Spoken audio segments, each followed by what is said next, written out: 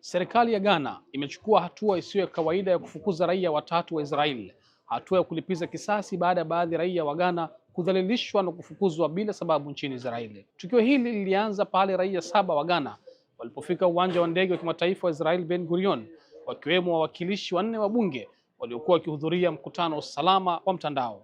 Baada ya kushikiliwa kwa muda, watatu kati yao walifukuzwa. Tukio hili liliibua hasira kubwa Accra, huku wizara ya mambo ya nje ikilaumu matukio hayo kuwa ya kibinafsi, kushtua na ukiukaji mkubwa wa heshima ya kidiplomasia.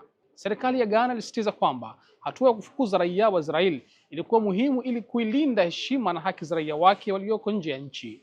Wizara pia ilikanusha madai ya Israeli kwamba ubalozi wa Ghana haukushirikiana katika kufukuzwa kwa raia wake na kusema kuwa ubalozi uliopo Tel Aviv ulitekeleza wajibu wake kikamilifu kwa mujibu wa sheria za kimataifa.